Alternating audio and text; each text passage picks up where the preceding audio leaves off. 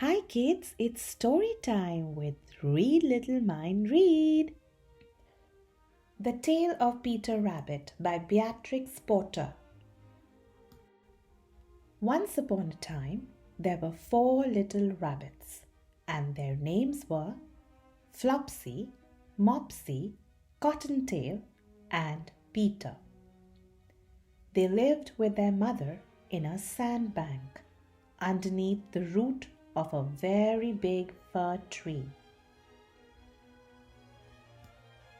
"Now, my dears," said old Mrs. Rabbit one morning, "you may go into the fields or down the lane, but don't go into Mr. McGregor's garden. Your father had an accident there. He was put in a pie by Mrs. McGregor. Now run along and don't get into mischief. I am going out."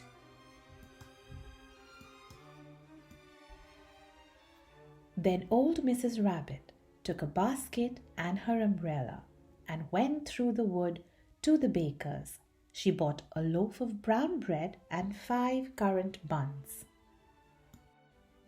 Flopsy, Mopsy, and Cottontail, who were good little bunnies, went down the lane to gather blackberries. But Peter, who was very naughty, ran straight away to Mr. McGregor's garden and squeezed under the gate.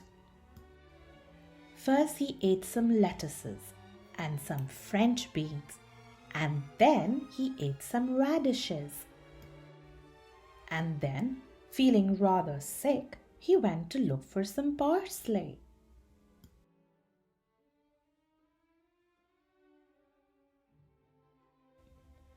But round the end of a cucumber frame, whom should he meet but Mr. McGregor? Mr. McGregor was on his hands and knees planting out young cabbages, but he jumped up and ran after Peter, waving a rake and calling out, "Stop, thief!" Peter was most dreadfully frightened. He rushed all over the garden, for he had forgotten the way back to the gate. He lost one of his shoes among the cabbages and the other shoe amongst the potatoes.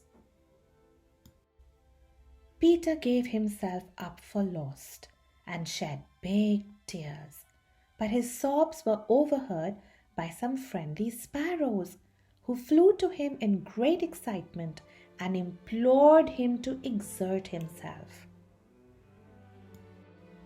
Mr. McGregor came up with a sieve, which he intended to pop upon the top of Peter, but Peter wriggled out just in time, leaving his jacket behind him,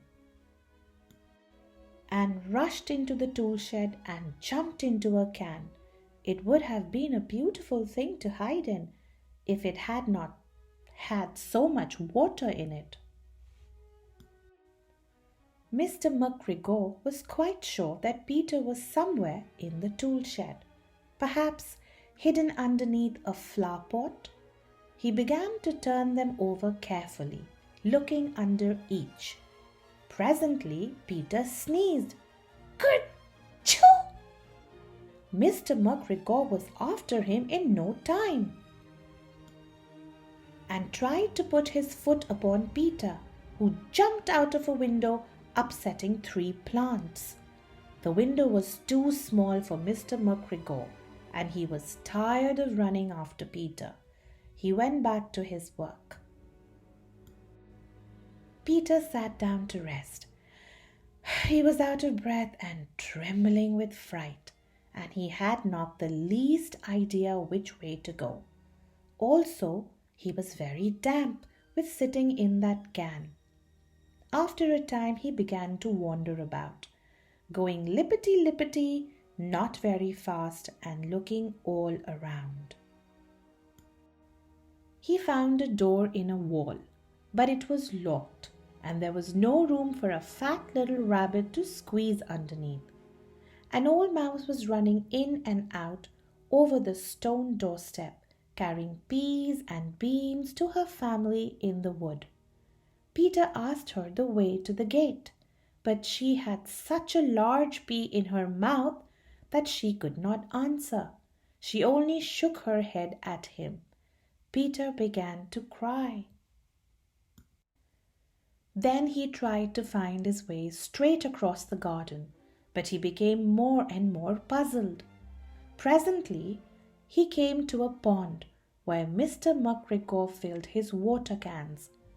A white cat was staring at some goldfish. She sat very, very still, but now and then the tip of her tail twitched as if it were alive. Peter thought it best to go away without speaking to her. He had heard about cats from his cousin, little Benjamin Bunny. He went back towards the tool shed, but suddenly, quite close to him, he heard the noise of a hoe. Scritch, scratch, scratch, scritch.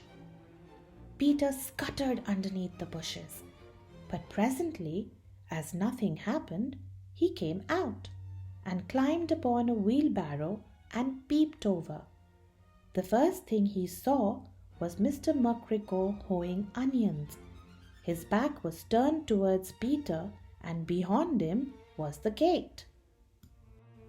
Peter got down very quietly off the wheelbarrow and started running as fast as he could go, along a straight walk behind some black currant bushes.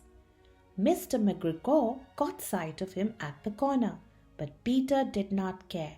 He slipped underneath the gate and was safe at last in the wood outside the garden. Then he tried to find his way straight across the garden, but he became more and more puzzled. Presently, he came to a pond where Mr. McGregor filled his water cans. A white cat was staring at some goldfish. She sat very, very still, but now and then the tip of her tail twitched as if it were alive. Peter thought it best to go away without speaking to her.